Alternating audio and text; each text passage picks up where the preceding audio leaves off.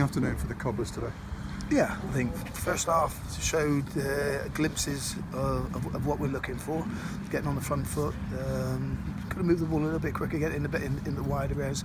Then we still need that little bit more quality in wide areas. But again, good tempo. They're a difficult team to play against because they want the game played in the middle of the park, and then very quickly they want to try and hit you on the counter attack. So you need to move the ball quickly. Which at times in the first half I thought we caused them problems, but then lacked a little bit of quality. Got the goal at a good time. Needed that second goal, and then I think then that would have stopped them from camping in and defending the middle of the pitch as much, and they'd have had to come out and be a little bit more expansive. As it was ended, then second half they get the goal at the right time, and they've got something to go for. We're pressing on, and then you get frustrated then because then we're making the wrong decisions in the final third out of that willingness and that desire to try and get the winner at home. You had your chances to put the game to bed, didn't you? You'd taken the lead, and then Marias and Sam Hoskins missing chances to effectively kill the game off. Yeah, goals win games. We just need that. We need somebody to get one. If somebody gets one, they go on a run and scoring goals, getting in good positions. He's a brave lad. He's prepared to go and shoot, and you won't find him wanting. Yeah, I said when you scored there was a kind of sigh of relief around Sixfields that you'd taken the lead. By the same token, when Morecambe equalised, did some of the frustrations and anxieties of the crowd get to the players in the second half, do you think? Yeah, well, it will do because there's a young squad out there. Again, two new players, two additions. One of them's only had one training session yesterday. Basically, came in, walked through the set plays, a little bit of steps pattern of play. So it's an understanding of the team of what its strengths are as well, what their strengths are as well. And again, injuries. Or the injury to Shay Facey didn't help us today.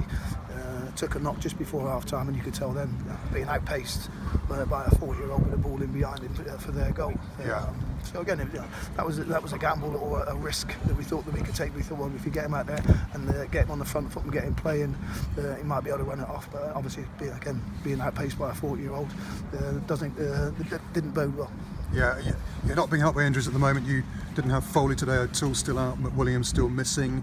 I know that it's something we need to speak to other people, but are you going to be able to get this injury list down a little bit before Colchester come here next weekend, Keith? Well, I've blocked Nacho on my phone, so he can't give me any bad news. So that helps something about, and I'm abandoning the Spanish lessons. I don't care anymore now. As long as they're fit when they're fit.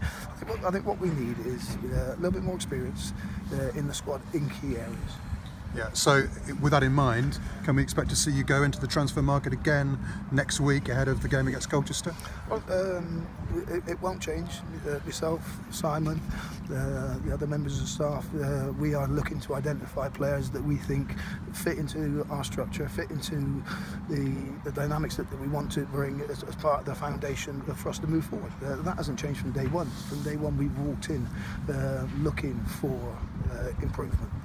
And positives today, you mentioned the two debutants, Elsnick and Powell. Elsnick scoring on his debut with a neat finish. He made a decent impression today, Keith? Yeah, it's one of the things we've been looking for, more goals from midfield, more creativity from midfield. I think the two lads in there will give us that. And again, we need to get more goals from the front. We need to go back to scoring goals from set pieces. So some of the delivery was very good. We just need to make that first contact again.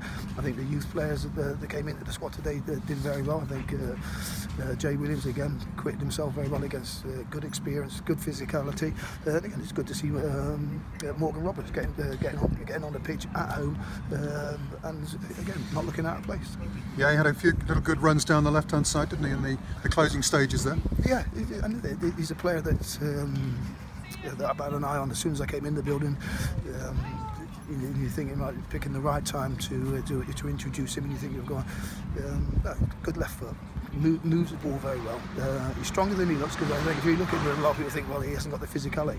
He's a tough little cookie. Yeah. A couple of players not in the 18 today. Doffin didn't make it, nor did Bodic.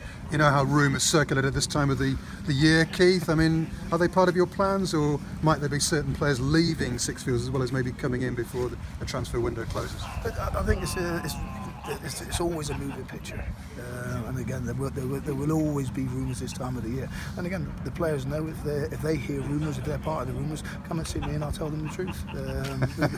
You can tell me if you like as well. Well, again, I think that's one of those things that. There's always we are in an industry where. Don't be scared of change. And sometimes, if if players aren't getting game time here, they might see an opportunity to take a journey somewhere else. No one's got to fall out of that. That's part and parcel of the nature of the industry that we're in. Okay, final one. Is the message to the fans, the Cobblers fans, just stay with us, be patient, and we'll get ourselves away from our fairly lowly position. Just stay with us and help us over this fairly difficult period. Yeah, we're building. We're building. We're having a look at the youth players. We're giving the youth the experience. There's nothing better than for some of the youth players. Some of the players that are coming in and joining us, playing games. I'm brave enough to put them in and say, come and learn on the front line, because this is where it all happens. And again, it's good to see the vibrancy, the willingness of the youth to learn, to adapt, and accept the challenges of coming out and playing men's football, playing league football. It's excellent for the football club. I don't know exactly how many debuts I've given in 20 games, but there's a few. That's new players, young players coming into the squad, and I'm finding out a lot about the structure and also the DNA of the football club, which is vitally important. Thanks for your time, Keith. Thank you.